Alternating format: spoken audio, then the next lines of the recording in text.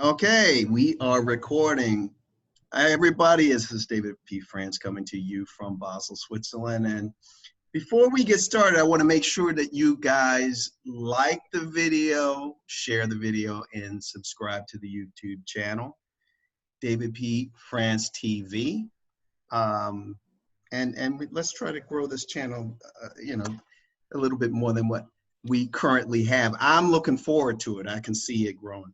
Today we have with us an old friend of mine. I haven't seen her actually, 20 years? It seemed like 20 years, maybe even longer. Danné Johnson. How you doing, Danné? I'm doing well. She's doing well. Danné is a professor. Let me make sure I get this right.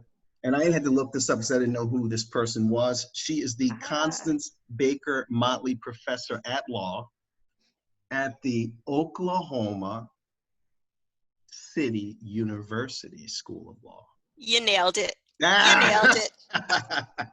Now, I looked up Constance Baker Motley. She actually was assisting in the board, Board v. Brown.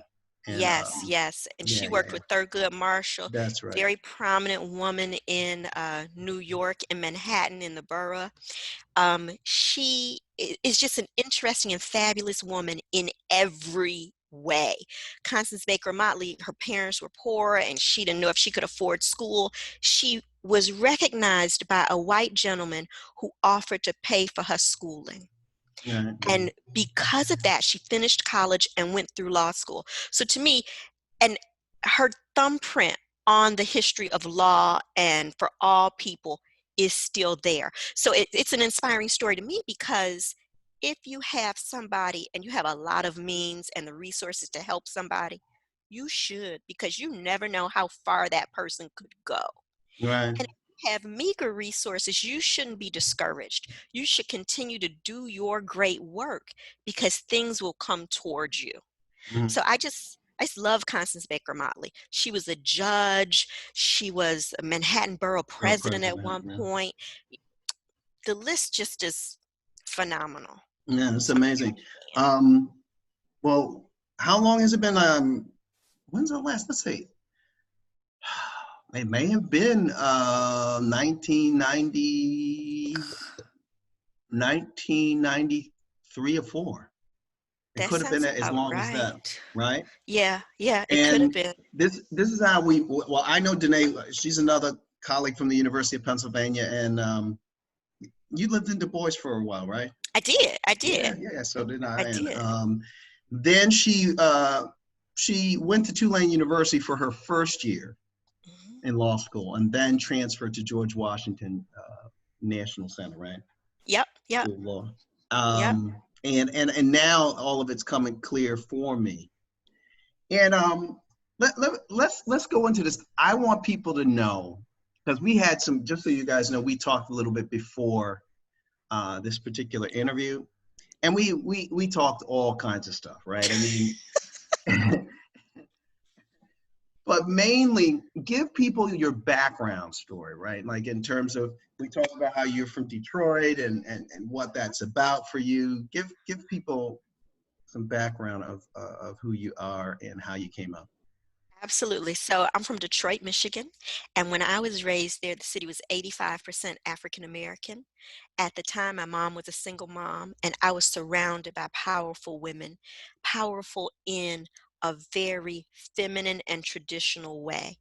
My great-grandmother was my first caregiver, and she and I would watch black and white movies and drink coffee when I was 3 and 4 years old. And that was my life as an old little girl. People would say, Danné, how you doing? When I was a little girl. And I would say, fair to middling. I was 4. How you be fair to middling at 4? And then I had a grandmother who worked in a spark plug plant. They were from Mississippi, and they came to Detroit for the car industry, right? So she did spark plugs. So she worked in a factory, and she was married to my granddaddy. But in the factory, she became a union steward. She worked with white women, particularly Polish women. And so all of that dynamic made it an interesting family. We had interesting conversations. Um, I had great friends. It was a great time to be in Detroit. The mayor was Black. The police chief was Black. The fire chief was Black. My pediatrician, everybody, my teachers, the librarian at the elementary school was Black. In elementary school, I took an African dance class taught by Sister Imani Afi, a woman who I could never forget because she was so unusual. So it was a wonderful time, and it allowed me to have what I would call a majority perspective. Mm-hmm. I Mm-hmm. really could believe I could do anything. Those weren't just words that you tell a child to encourage them. I could look around and see it, right? Mm-hmm. So it gave me an opportunity as a young person to not be burdened by race, which gave me the chance to look at feminism and think about, if since race was not an issue, what were the issues that the women in my family confronted? Those were issues of gender, Mm-hmm. and made me think about feminism. So that's my early background. I went to Penn. I didn't know, I'm first generation college, so I didn't know UPenn from Pennsylvania Community College, from any other. It could have been Penn State for all I knew. I was clueless. I wanted to apply to 50 different schools, and I had all the applications because these were the days of paper. I had all the applications, and my mama said, "We can't afford to apply to all those schools. You're going to have to narrow that down because I don't know what I'm looking for." That was hard for me. Mm-hmm. I went to high school one day, and there was a woman who had come to talk about Penn, and she said, "The early decision application is next week." And I said, "Do you have an application?" She said, "Well, let me look and see." She had one. So I applied, and I got in December and never applied to another school. And so my life, although I really believe the universe is working toward good things, Uh-huh. it's been like unplanned and haphazard, and it's just been working out. So I never intended to be a law professor. I never intended to be in Oklahoma, but things just work out, Mm-hmm. Mm-hmm. Well, so you talk about the universe, right? And that seems to be a very popular in certain circles. People yes, say this a lot, right? So when yes. you say the universe, what does that what does that mean for you? How does that come for you? For me, I'm a spiritual person, but I'm Mm-hmm. also a religious person. My grandmother on my father's side was a pastor in a true holiness temple. I'm sure she was whatever the highest level, and she pastored a church. And she believed in prayer, and that her prayers could cover you long into the future. Mm-hmm. Um, Now, for the longest time, I didn't subscribe to anything like that. And my mother Mm-hmm. didn't take us to church. So I got introduced to church as an older person. Um, my husband, our second date, he asked me if I wanted to go to church with him. I thought, oh God, here we go. But I went. And Uh-huh. it was the Abyssinian Baptist Church in Harlem, a Wow, very wow, wow, wow. Yeah, big and powerful church. So sure. we attended church there and really grew our relationship in that church. So I believe in religion, I believe in spirituality, I believe in reading the Bible. But when I say the universe, it is bigger than that as well. I had an incident. I went to China and I took my two children, and they were young. Mm-hmm. One of my children became very ill, so ill that I thought she was going to pass away. And I'm not that kind of person. I don't jump to conclusions like that. Oh my God, somebody's dying. But David, I could see the life leaving her body, and Right, I sure. really did think she was going to die. So in that moment in China, all isolated, I prayed. And I couldn't use my cell phone because there was no connection. I didn't speak the language. I couldn't get assistance. It was the middle of the night. I couldn't break the fever. It was really horrible for me. So I prayed because that's the only thing I could do. And in this moment of prayer, which now I feel like I'm going to sound crazy, David. And if somebody had told me this story, I'd be like, oh, they on drugs. But in the moment of prayer, I felt a heat on the back of my neck. And I felt that it was a breath. Right. I felt that somebody was breathing with me. And it was so strong. I was in a hotel room. I had to turn around and look to be sure that no one was in there with me. Right. That to me is a confirmation that there is this thing called the universe. There is this thing called the communion of prayers and people. And in the Black church, and the communion of saints, right? That there are people who pray, people who are out there, people who may not know you, but pray for good things for the world. In that moment, not only could I feel that heat, I also had a sense of people who are with me in that room. Yes. It was very scary to me. And even now, as I tell you about this, I feel all misty and my voice is all shaky. But she lived. Right. Yeah. And so, I thought she was going to pass away for real, David. And my prayer changed from God, make her better, to I understand it only, you can't have everybody forever. And I thank you for the time I've had with her. Please wait for my husband to arrive. He'll be here in 2 days. Because if she dies before he gets here, I'll never forgive myself. Right. So my whole prayer thing had changed. That's how convinced I was that this was not going to work out well. Yes.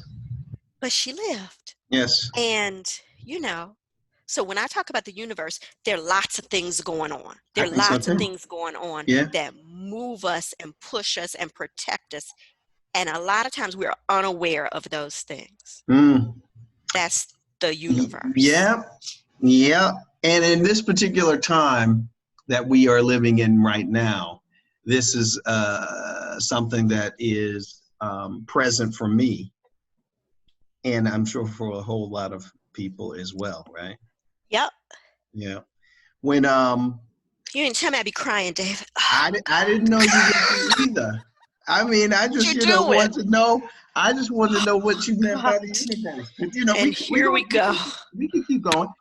Now, okay. So you're in Detroit and you're talking about a majority perspective. So let's say someone who isn't, not Black is hearing this from you.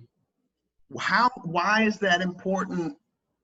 Why is that important? Because I'm sure there's somebody out there that's like, okay, right? So why is that important for you? And we're having this interview and you open with that particular description or perspective. It's important in a foundational way. It shapes the self and who you think you can be. So you can say to a child, you can be anything, but children are not stupid. And as they look around and survey their environment and the world, they question what you've started to tell them, that they can be anything. They look around and they don't see doctors. They don't see lawyers. And particularly because of integration, Black professionals no longer live within impoverished communities. So when children look around, they don't see that possibility. They hear your words, but they don't see it. They don't feel it. Many people struggle to find ethnic doctor, a primary care physician, a pediatrician, a dentist. So when you take your child to the dentist, they may not believe that's for them. So I think if you can see yourself in a role, you can envision it for yourself. You can imagine you can achieve it. So representation matters. Yes. I'm a mom, so things I know about are like movies. There is a movie, The Kung Fu Panda, and there's a panda who can't get his chi in order. He believes he is the only panda left in the world, and then he discovers these pandas. He goes to live with those pandas, and they help him get his chi in order. When he gets there, he goes, "Oh, you're just like me, but young. You're just like me, but old. You're just like me, but with bad teeth." Or, whatever it is. It's very funny, but there's something about seeing yourself. And I think people who are in the majority or dominant culture don't realize the value of that. They live with it every day. When someone says you could be a leading medical researcher, Mhm. they believe that, those children do. Because if you show them a picture of leading medical researchers, it's a picture of white people. So they can see how they could easily be there. There's nothing that stops them. Somehow, when brown and black children hear that, but they don't see it to be true, they doubt the truth of it. Mm. Yeah, well, hey, you said a lot. I'm originally from Baltimore, and so I saw very early something similar to you, and I was Yes. brought up in that way. Had relatives, extended family, saw all of that, and then I moved to New Jersey, where we were the only. Yeah. Yeah. And then that's where a lot of the serious serious how do I want to say this the serious discussion and introspection Uh-huh. started to Uh-huh. happen for me, right? Yes. So when did it happen for you, when you attended Penn, or when did it change for you? It changed for me when I went to high school. Mm-hmm. I attended a high school that was outside of the city in Grosse Pointe Woods. Grosse Pointe, if you need a reference point, is 98% white, and it's listed in this book that they used to publish called the Preppy Handbook. Right. And it's a place where people play field hockey.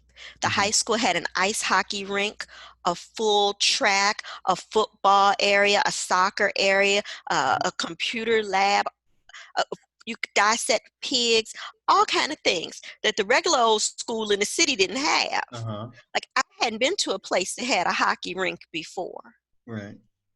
They had carpet on the hallways of the school and in the cafeteria.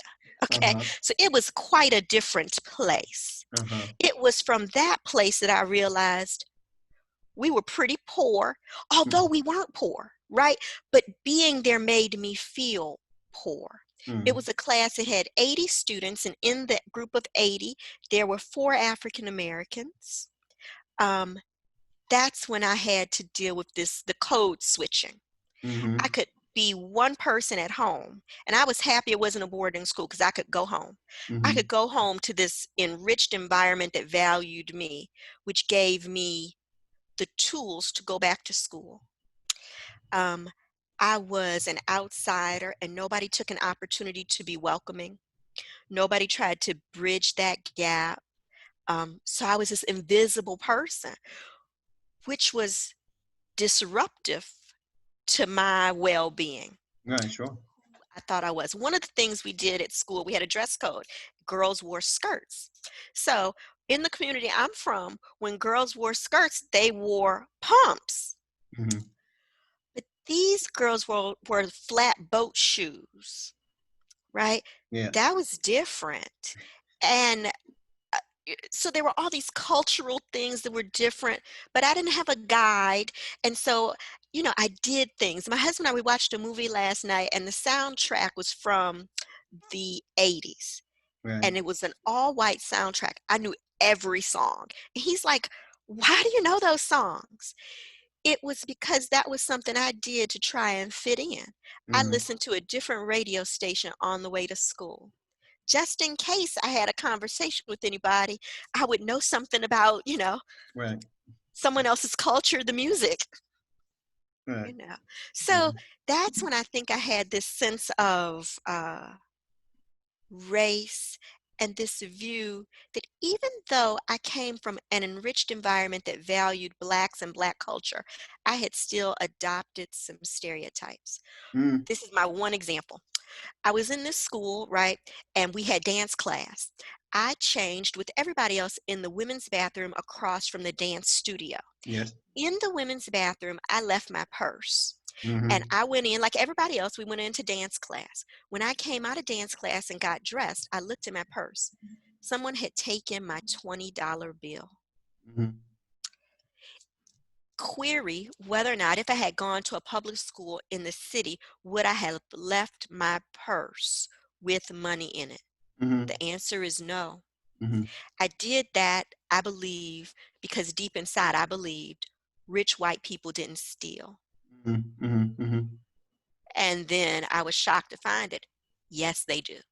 Mm-hmm. That that was like a disorienting kind of moment. So even though I came from one environment, during my upbringing, I had been exposed to stereotypes about Black people and about white people. And I was able to see that in that environment. Mm. Man.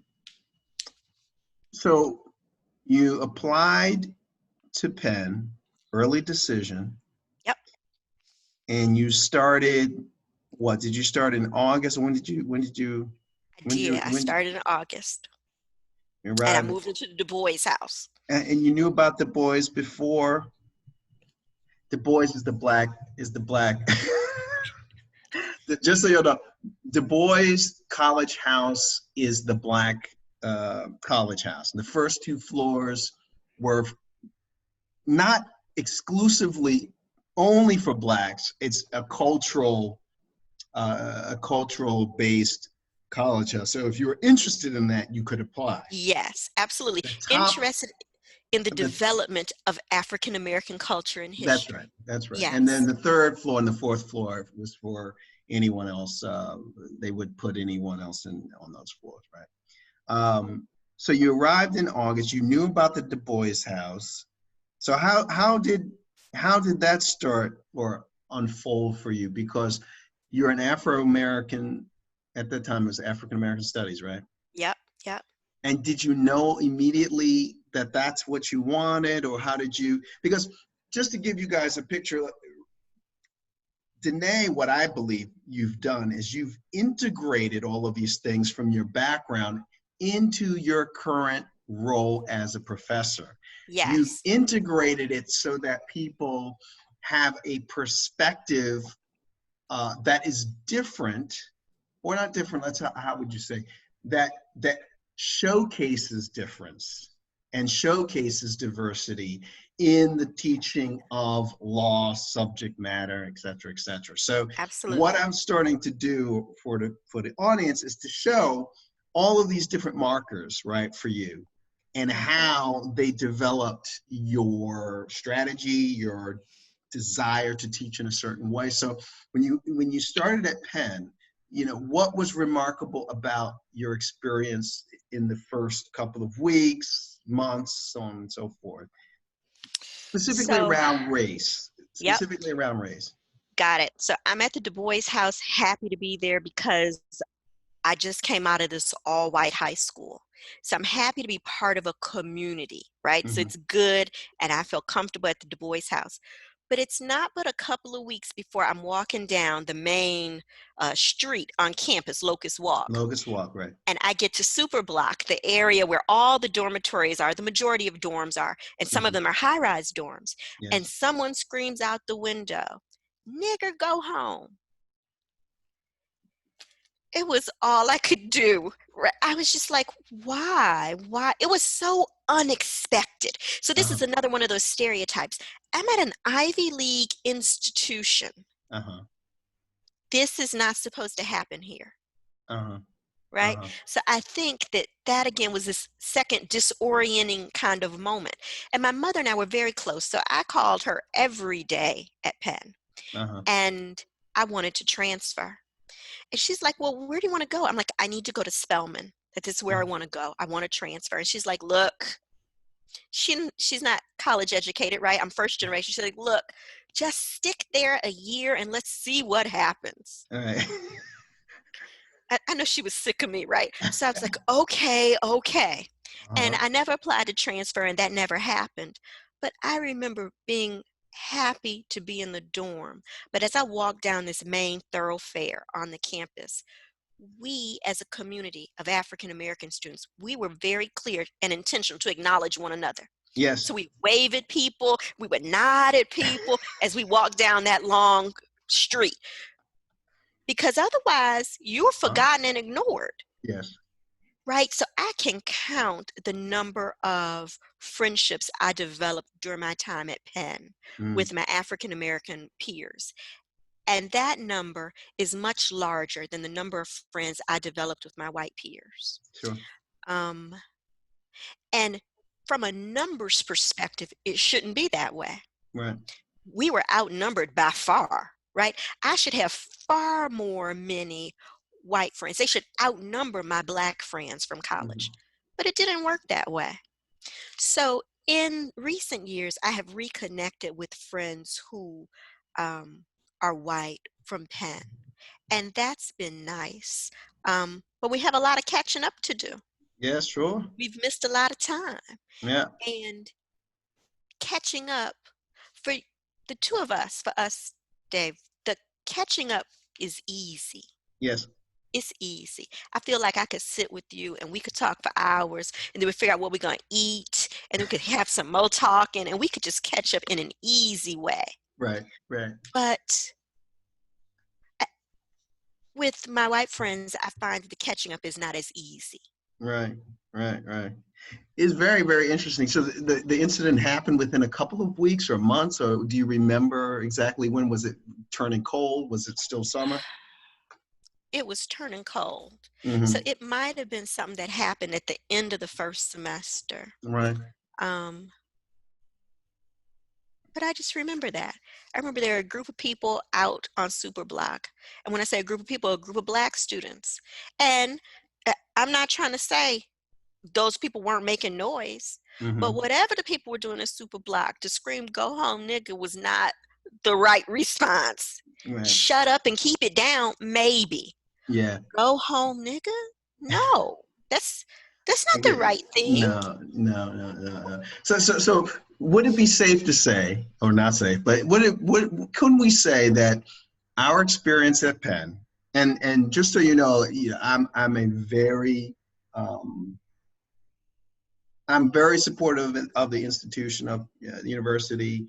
I believe education is the most important thing, Yes, right? With that being said, it was during that time was very, very tense racially, right? absolutely. We Yeah. had protests and Yeah. walks and marches, and it is not always clear now in my memory Hmm. what made that necessary. But during those times, we felt it was necessary. I think I must have a picture somewhere where we are Hmm. all dressed in black and we are Yes. walking down Locust Walk. Hmm. Melissa Moody, maybe? Is that her Hmm. name, maybe? Yes. She was giving some kind of speech, and Yes. Travis and Tracy Miller. So I Yes. remember all of those people. Right. Um, and so there were things going on with respect to race. Um, and in some ways, with respect to us being located in West Philadelphia and perhaps not navigating that landscape as a university and the community, not navigating that relationship, that partnership well. We Right. probably, as an institution, hadn't formed a deep enough partnership. Right. So I remember those being issues. There were lots of issues, right? So the issues that we experience today are not new, right? The Mm-hmm. issues of race, oppression, um, white privilege, they're not new issues. They just come back in different forms, more than likely because we really don't do a good job addressing them when we have the opportunity. We think there is one opportunity as opposed to this is a lifelong opportunity, Yeah. a lifelong struggle. Yeah. And would you say that you are oppressed? So I mean, I'm gonna ask that question. Would you feel that you are an oppressed person? The answer is absolutely yes. Mm-hmm. Even though I'm well educated, I have a savings account, a retirement account, more cars than drivers, right? Even though I'm a property owner and I got tenants and all of that, am I oppressed? Absolutely. And I'll give you one example. My Mm-hmm. 6-year-old daughter comes home and she says, "Mommy, why are white people more beautiful than black people?" And it takes my breath away. It takes my breath away why my beautiful African American child thinks she is not as attractive as white people. Mm. That's nothing that I have told her. And in fact, it's nothing that anybody else told her. So I asked her, I said, babe, why do you think that? What makes you say that? She goes, oh, well, you can just tell. What, what do you mean you can just tell? What do you mean?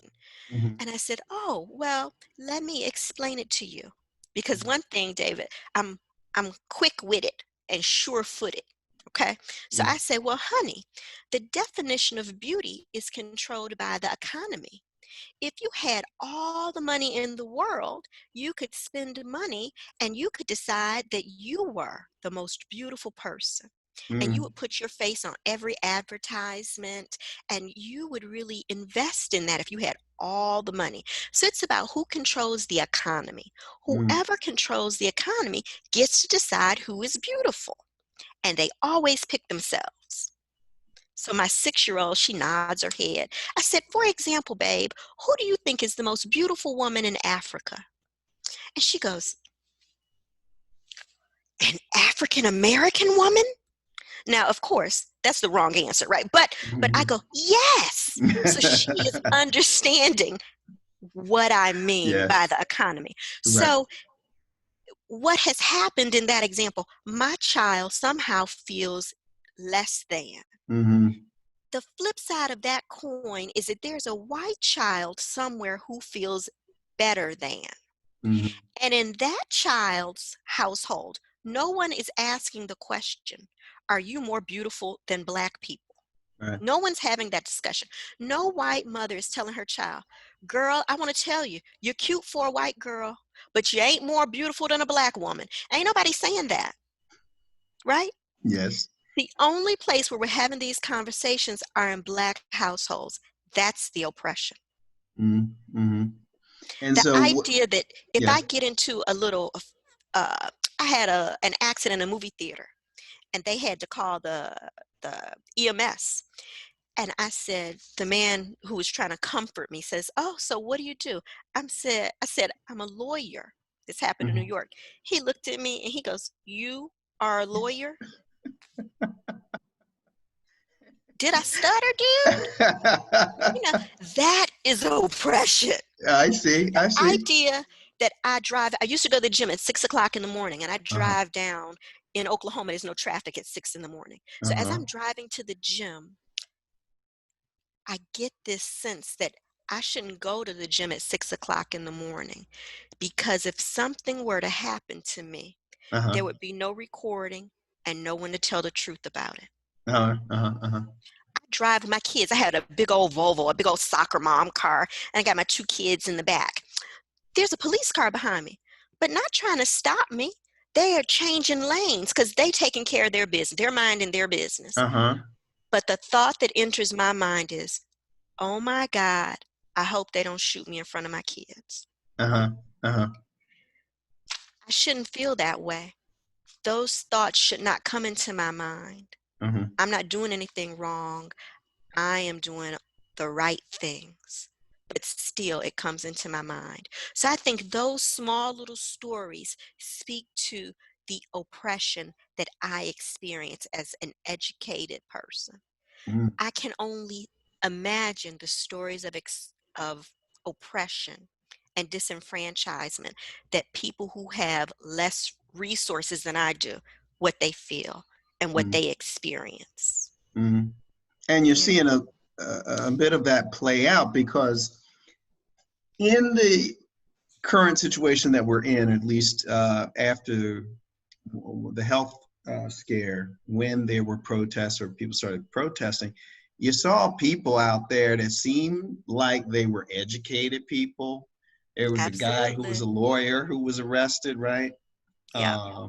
People that had, that came from families that had resources, right? Yeah. Yeah. And they're still out there in the street. Still out there, you know. So And yes, and so so that's I mean, some people would say that and the reason why I brought it up is because you present a picture like you're a professor, University of Pennsylvania, Volvo, soccer mom, all of these things, right?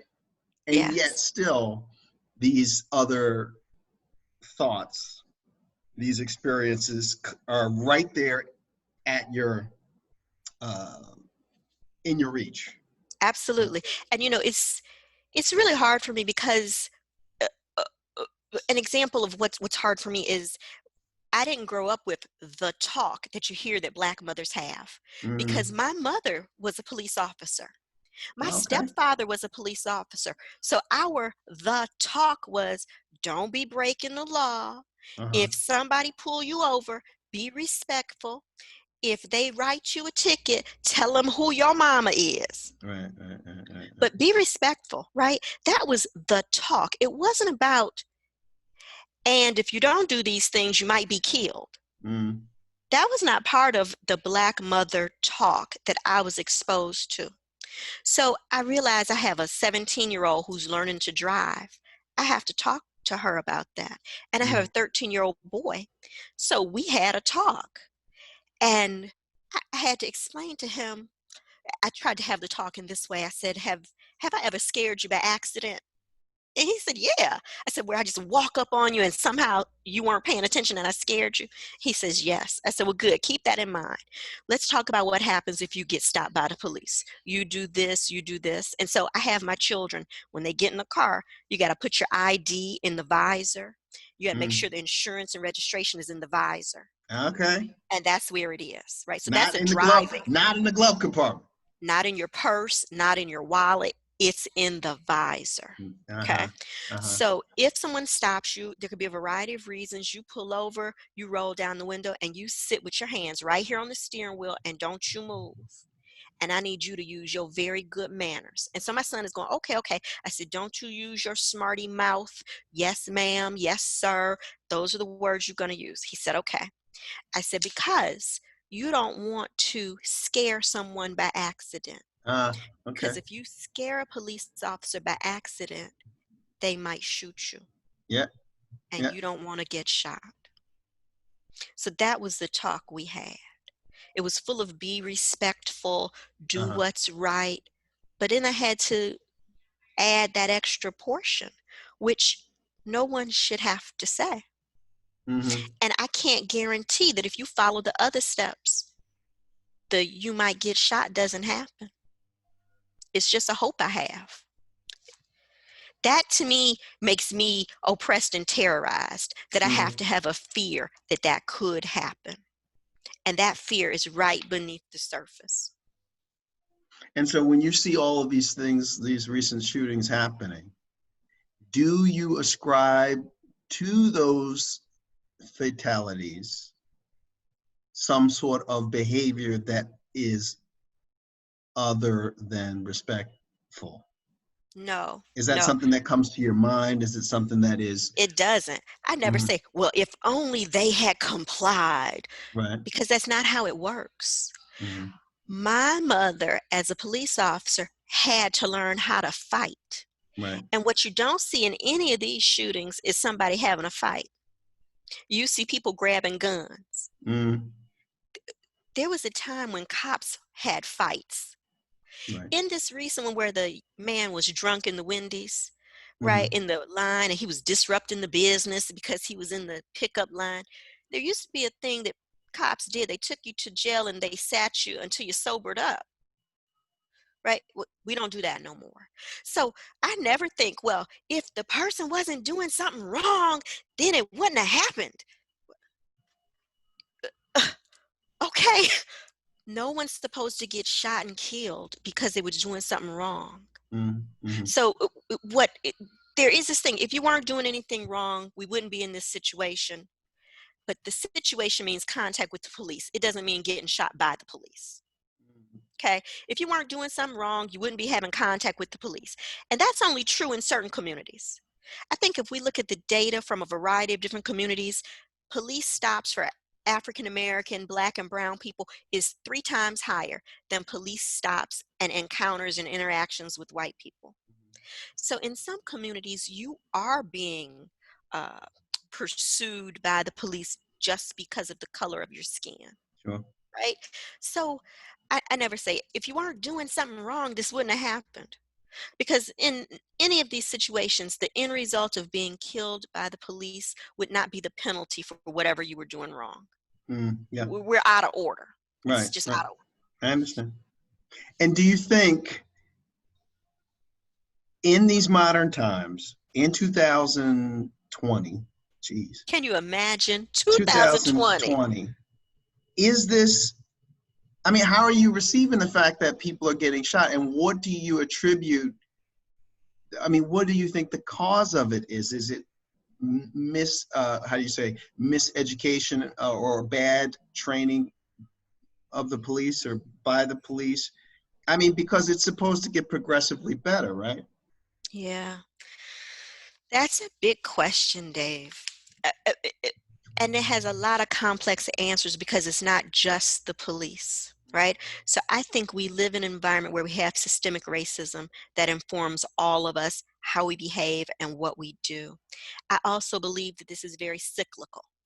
So we can have knowledge of, because of our age, knowledge Mm. of Rodney King, right? And those riots and the burnings and the things that happened.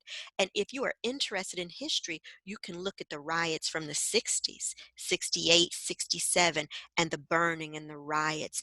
And you can find this moment in time over and over and over again, Right, right, sure. right?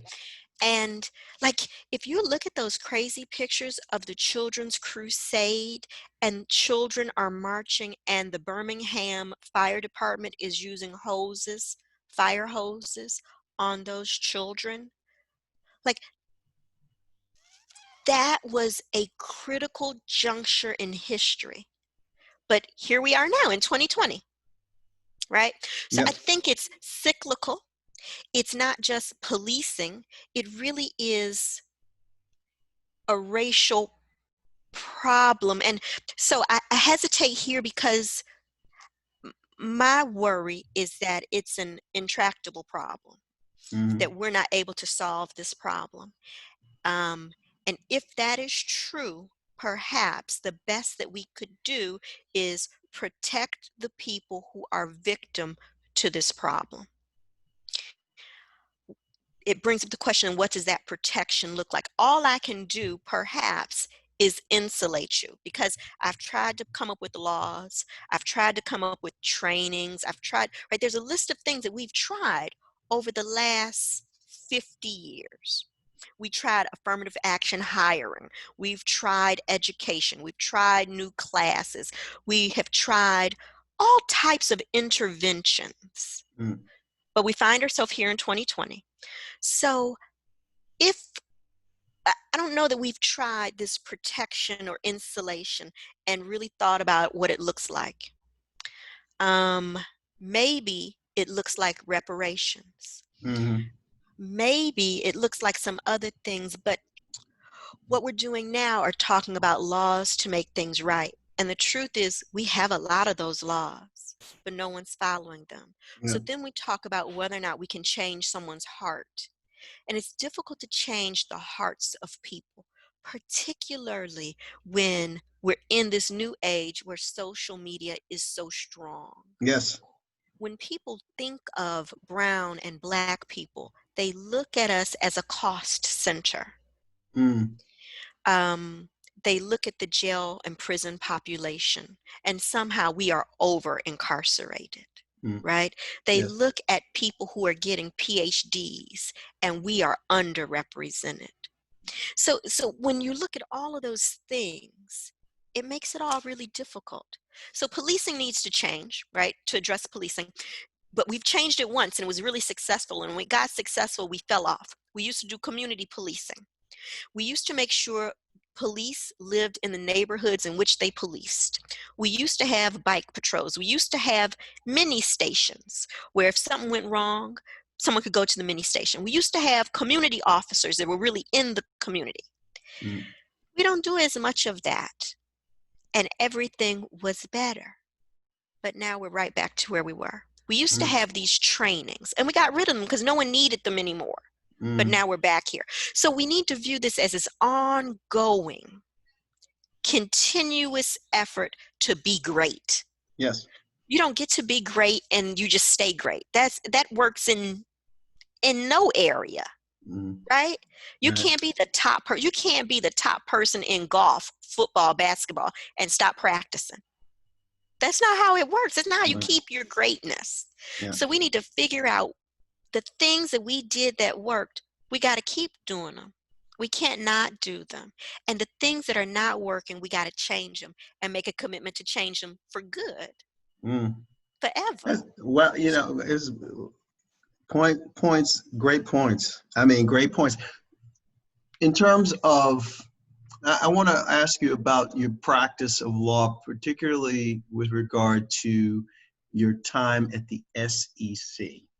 Mhm. Because in your description of, or to your daughter about race, or you brought in the economy. And I thought that was very, very interesting how you use that example, right? So explain to the audience your background. You're a lawyer. You started. Where did you start I following law started school? with, I started law school. I went the first year at Tulane, then I Right. finished up at GW. In between there, I had two summer associate positions, both with Hughes, Hubbard and Reed, which is a firm in Lower Manhattan, because Tulane had the minority clerkship program. Yes. So if you did well in school, there were firms across the nation who would offer an internship. Mm-hmm. At the end of that experience, I wasn't sure where I would go as a final step, but I wanted to be in New York. I went to the Sun Belt Minority Job Fair in Dallas, Texas, and interviewed with a variety of different Mm-hmm. like job fair style interviews. I met someone from the SEC. They were quite lovely. They passed my resume along. And when I got the interview, I hadn't had securities regulation. So I thought, God, that ain't going to work, but let me try it out, right? So I interviewed and they invited me back. One of my things going through law school was I needed to figure out classes that would allow me to have a lot of money, because this is something we didn't talk about. In undergrad, I paired up with other people from Detroit, and what we were going to do is go back to Detroit with all of our education and open a school. Mm-hmm. School for kids. So somebody had to bring the money to the table. So Yes. I was going to try and bring the money. One of the things I wanted to do, so I had to look at money jobs. What are Right. money jobs? Right. There was a stockbroker, to me seemed like a money job, but we had a mini recession. We had a Black Friday and people were committing suicide. So I crossed it off the list. I said, well, I Mm-hmm. can't do that. Being a doctor, that take a really long time. I'm not going to do that. So I'd be a lawyer. That's a money job. So in law school, I was very diligent at taking all of the money classes. Mm-hmm. I identified those as classes with white men in them. So I took tax. There was some like article something, there was bankruptcy. I took all of those classes because if you went to wills, trusts, and estates, you had an even mix of students. If you Mm-hmm. went to family law, you had all the women students. Mm-hmm. So I was avoiding those classes because I needed the money classes. Mm-hmm. Okay, because I'm gonna make money and open a school. So I took securities regulation. Had already taken corporations, which sparked an interest in these other classes. I went for the interview. I got invited back to New York. I interviewed there all day. But I didn't know anything. I didn't know anything. Um, we have something now that we didn't have then called swag.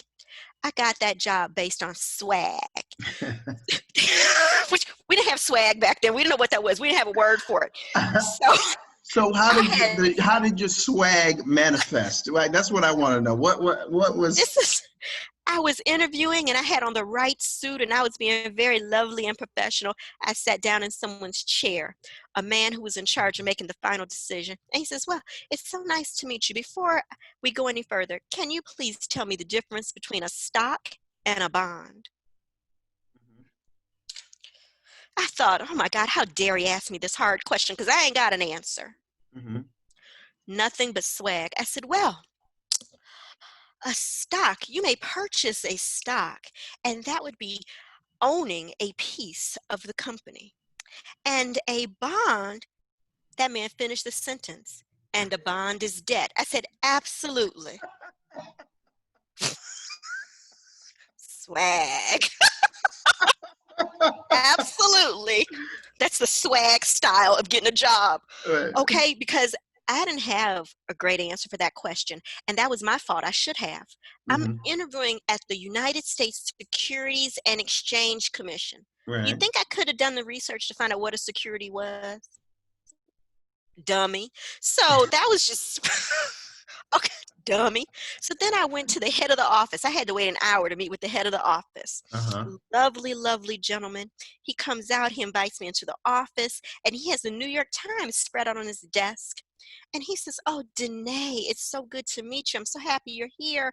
How's your day been?" And we chit chat. He goes, "Okay, well, what are you going to be cooking for Thanksgiving dinner?" I thought, well, clearly I'm not getting this job because this joker want to talk about what am I going to cook. I'm insulted. I'm offended. Right? I'm all upset. But come to find out, he's a big foodie, and all day he had been trying to plan his menu from the New York Times article because it was a week before Thanksgiving. So we talk a little bit about food, and a week later I had that job. Who knew? Right. How'd that happen? So we talked earlier about Professor Johnson's rules for getting a job. How do they call it? What do they call Johnson it? rules. The Johnson rules. rules. So did you apply some of the Johnson rules in this interaction, or did the Johnson rules come later? So I had all the Johnson rules, but I've refined them over time, right? I've had time to refine them because, going unprepared is not part of the program. Now, the Johnson rules, you got to wear a navy blue suit. For men, no French cuffs, and you got to wear undershirt. For women, you got to wear a skirt suit, and it can only be single breast. They got to wear pantyhose, the women. No peep toe shoes, no slingback shoes. We talk about what color blouse and what color tie. We talk about the size of the earrings and how much jewelry and how little jewelry. We talk about makeup. We talk about, do you carry a pad folio or a briefcase or a purse? We go through all of those things, writing questions in advance, figuring out what you want to say and writing a script and then memorizing it.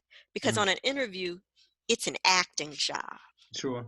It's an acting job. And thinking about what you want your resume to say when you complete the job and making sure you are able to acquire that experience, as opposed to having the summer associate position and then writing the resume description. Do the description of the position first so you know what type of work to seek out, what you need, because you know what you're trying to build toward. Sure. So I got all these rules, honey, and I mock interview people all day, and people bring me their suits in advance so I can thumbs up it. How does a jacket fit? A lot of people don't know about the tailor, and what people also don't know anymore is the cobbler, somebody to put those taps on your shoes. Sure. That kind of stuff. So we do all of that in the Johnson rules. So as we're going along, let me ask you your experience in New York. Yes. Right. How long were you at the SEC? Oh, I was there from 94 to, let me see, 2000. 2000. Uh-huh. And from there, that's when you applied to become a professor. No, then I had a brief stint at MetLife. Oh, that's right. That's right. Yeah. You told me that. Yep. Right? I did the development of variable annuity products and some other kind of securities. So I did registration of securities, development of variable annuity products, because in my mind, I wanted to be a well-rounded securities lawyer. So I needed the annuity experience, the mutual fund experience to go with the SEC, where I did enforcement and prosecution of the 33 and 34 Act. So I needed the whole thing. The 33 and 34 Act, isn't that like, is that white collar? Is that white collar stuff? That's what people think about white collar. Get it, David. Get it, David. Get Look, it. that stuff is rusty, but I will tell you, I remember the time that I started reading the Wall Street Journal. Now, I haven't read it in a long time because now it's not paper, it's online and all I this other, know. and it's not the kind of, it's not the same. Yeah. But I remember having to read it or trying to read it and having to, as they say, level up. I had to, Absolutely. because in the beginning I was like, what's going on? So I learned all about stocks. Yep. Bonds I'm weak on, but I understand it's debt. I understood companies. I don't know if you remember, you know this, but I would remember or memorize the stock tickers. Yep. I would memorize the stock ticker. So I would come at it in a very different way. But by the time I finished school, I was this creative person, but I was also business, Yep. and I have marketed myself as a business creative, right? So Yeah. in these interviews, we're talking to artists and writers and thought leaders and inventors, I think I said already, small business owners and Yes. entrepreneurs. Yes. That's the focus. Yep. So Yep. in that pool of people, you have a variety of different approaches. You definitely have diversity, you have creativity, and I think this is the group of people that they end up contributing in a way that most, let's say when you turn on the TV, you don't necessarily see this group out in the Absolutely. front. So true. So true. And that's what makes this series really important. Yeah. You have a host of people who should be heard. And they should be heard because we need to hear them, right? Their voices are important, but we're not going to hear it anyplace else. So for that, I appreciate you. Yeah, look, thank you. Well, look, I'm going to ask you a couple more. Yeah.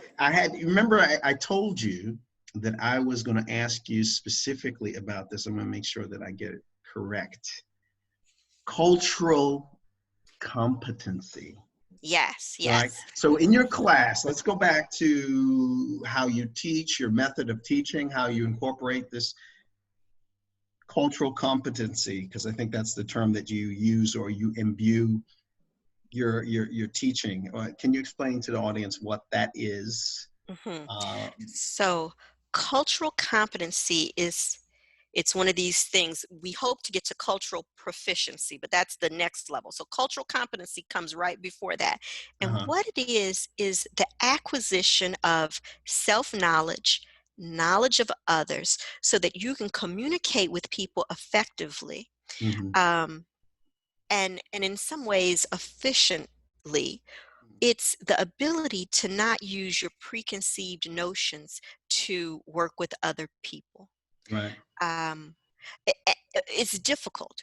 It's difficult work, which is why I think people don't want to engage in trying to attain cultural competency. So first, I need some knowledge. What makes it so difficult, though? What is it that people find difficult about that? Because it's much easier for me to just extend my hand to you and say, good afternoon. But maybe there's something culturally wrong with that. So I'll give you an example that comes from the medical field. Doctor comes in and rubs a little boy on his head and says, oh, it's so good to have you here today. Tell me all about what's wrong with you. If that family is from a culture where there is something wrong with this head rubbing thing, that's going to create a barrier for the rest of the communication, right? I come from a culture where if you run from the police, it's because you're guilty. That could be a problem, because somebody else could come from a culture that says the police don't mean you any good, you better run. Right, sure. Right? So trying to understand that we all are coming from this from a different perspective is helpful in working with one another. Okay. If I have, from a legal perspective, I work with a woman who is interested in divorce, or she is a victim of a crime, I might want to call her as a witness. But if she's from a culture where she couldn't say these things in open court because of her cultural dictates, then Mm-hmm. how do I deal with that? Do I just tell her, forget that cultural thing and tell these people in this room what happened? Is that the right way to deal with it? So I'm not trying to say what the answer is. I'm trying to say we got to ask those questions when we deal with other people, right? Yeah. We shouldn't assume that we're all the same. When I assume that everyone's just like me, that's a complete failure to recognize that I have a culture, that you have a culture, that other people have a culture, right? It's Right. something more than or different than what I think a lot of us want to pretend like exists, which is this American culture, Mm-hmm. right? We can't have it all the ways, right? If we're a melting pot, are we mashed potatoes or are we a chunky stew? Right? Mm-hmm. Which one is it? That's going to help us think about culture. So when we think about cultural competency, the first thing I got to do is figure out myself. Where are my biases? Who am I? What influences my culture? Is it my religion? Is it my education? Is it my class? Is it my gender? What does that look like? How do those things influence how I learn about you? So that's the second thing, this learning about other people, knowledge acquisition. It's much easier to assume everybody's the same That's right. than it is to learn, right? So how do I actively learn about you? And once I learn about you, how do I implement and analyze who I am, what I've learned about you, and now how we're going to communicate?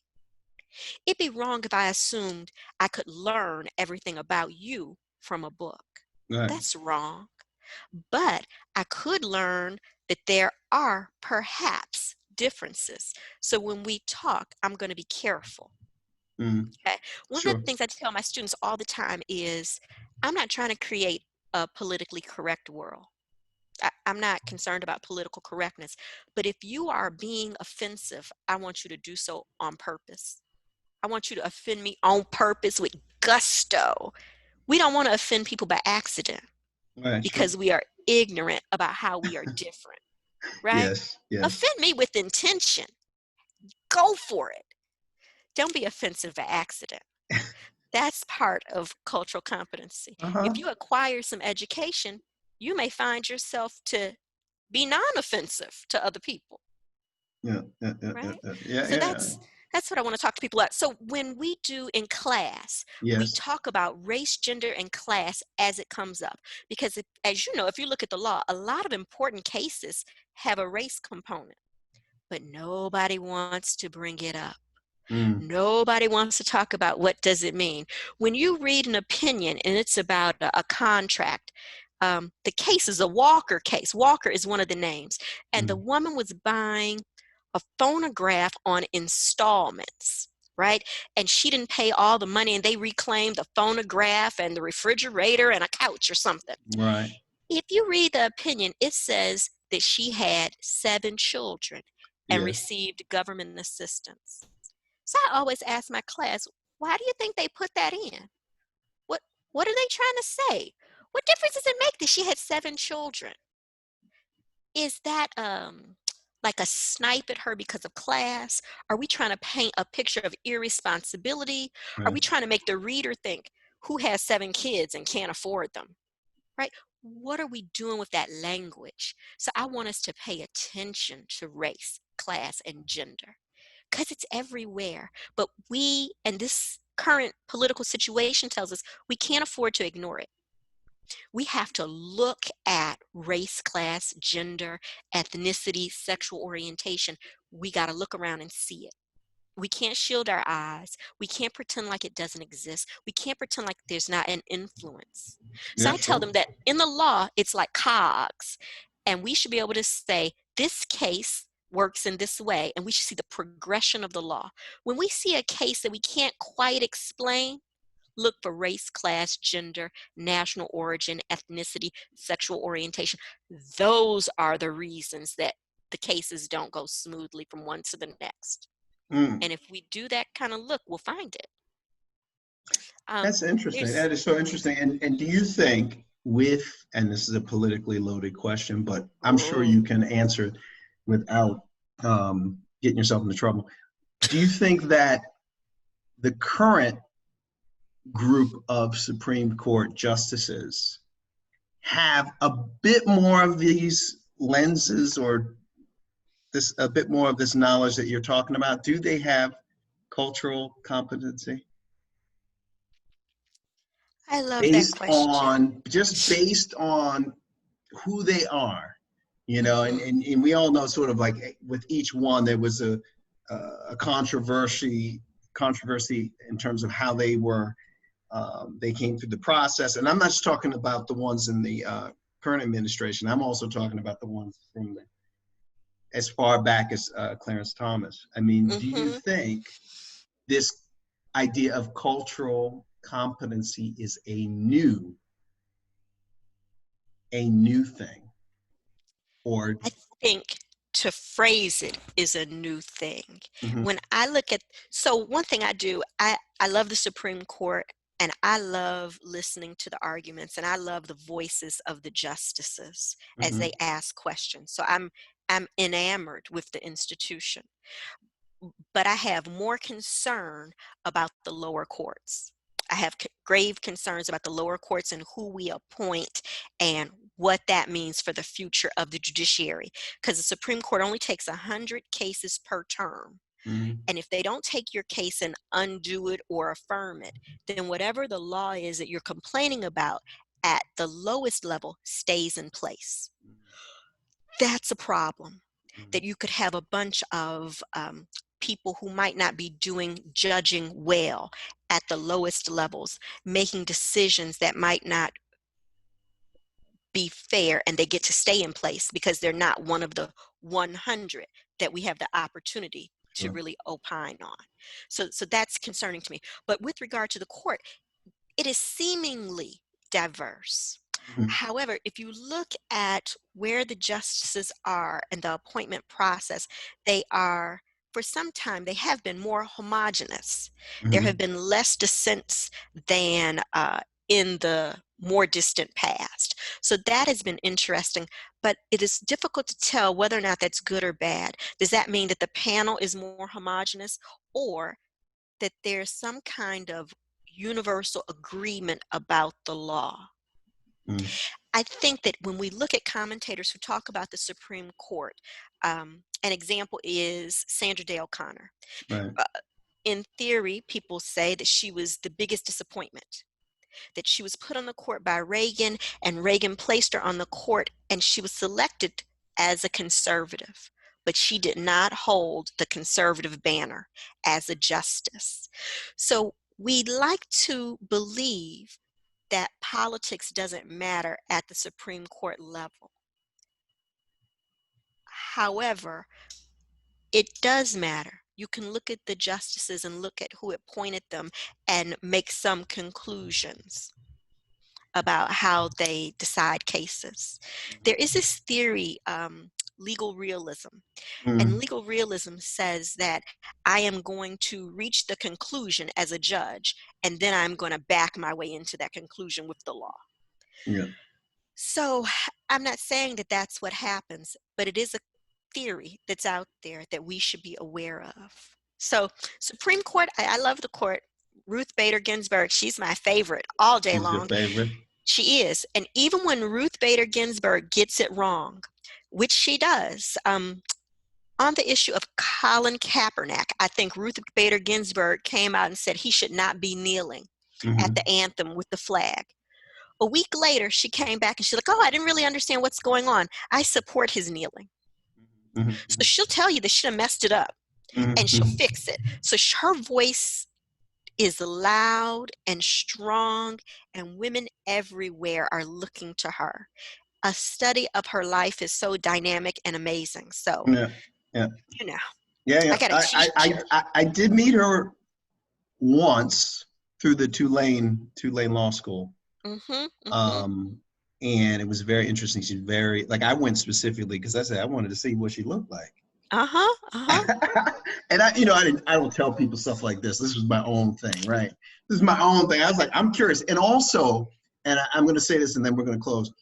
I was curious in terms of how the professor who had the relationship with her, I wanted to see that as well. I Uh-huh, can't remember the uh-huh. person's name. I think his name is Valentine or something like that at Tulane. he knew her personally, Uh-huh. right? And they used Uh-huh. to do summer courses and stuff, right? So Uh-huh. he organized a panel with her on it. Her daughter is I think a professor at the Columbia Law School. And I was just like, you know, I was sort of sitting back like this. This was just pure theatric for me. Now, you know, some people would say that I went overboard just to, but I thought, like, if she's supposed to be important, I at least need to see her in person, right? Since I went to Absolutely. law school, right? Yes. Yes. And I she was wore able, gloves, Danné. She wore like I know, little, like white gloves, you know, little and laced up gloves. and a thing, and she had the ponytail in the back and stuff, you know, like the clip. Yeah. But So it was only like as a voyeur, if I can say. she has many fans like that, David. Many You fans know, like like what's that. this? You know, well, you know, I need to see I her. was able to meet her once. I Uh-huh. was leading a delegation of female law professors. So I was the chair of Mm-hmm. the Women in Law section, and I represented all of the female law professors Yes. in the United States. And so we had a delegation of 10 women, and we went to present her with a Lifetime Achievement Award Yes. because she had been a faculty member, and she taught civil procedure. Right. So we went to give her the Lifetime Achievement Award. She welcomed us into her chambers, which were the former chambers of Thurgood Marshall. Right. Okay. So I just wanted to lay my face in the rug and roll around. I mean, I was done. I was done. It was just for my life the best moment. And she was so gracious and lovely. And she had a stack of, like, I don't know, Mademoiselle magazines or Miss Yeah. Yeah. magazine, Sure. a whole stack of them. She goes, "Oh, I'm so happy to receive the Lifetime Achievement Award from this organization. I received one from Mademoiselle magazine this month too." It was just so Yeah. funny. Yeah. Yeah. She Yeah. told Yeah. stories of her husband. She had a cookbook. Like, Yeah. it was She's all I just could doing the want. most. Doing the most. Absolutely. Doing the most. Like, I Absolutely. mean, that's clear, right? I just need to see it in real time. Right? Because Absolutely. you know, that was something that I didn't, you know, I guess, check that box off, Yep. you know. Yep. Look, Danné, Yes. you have done you know, a lot. You really are. I mean, and thank you so much, um, for your time and for your wisdom, for your knowledge. I mean, I feel like I'm in class, right, in law school. I really do. I'm like, oh, okay, you know. I mean, I feel like I'm back. It's like I'm transported, and I can only imagine what you're like as a teacher when you're like, you know, you're in the You don't throes want to of it, imagine right? that. Yeah. I'm mean. I'm really mean when I'm at the podium. I'm a mean person. Oh, Lord, Lord, Lord, Lord. But thank you so Yeah. much. Thank And you. we're gonna get this video uploaded as soon as we can. I actually have um, 2 more interviews to do today because Nice. there was a lull. There was one, and after I think the last one I did, I was like, ooh, need to rest. Uh-huh. Uh-huh. But look, you know, we're just gonna keep moving and Yes. have good people like yourself on, more folks like yourself. And yeah, thank you so Well, much. I'm excited, and I will be subscribing to your channel. I went to subscribe, but something's wrong with my email, so I got to get that together. But I'll be subscribing and recommending to all my friends because you have a Yep. dynamic list of people, and I listened to some of the conversations, and they were Mm-hmm. wonderful. So Yep. you're doing a great job. Thank you so much.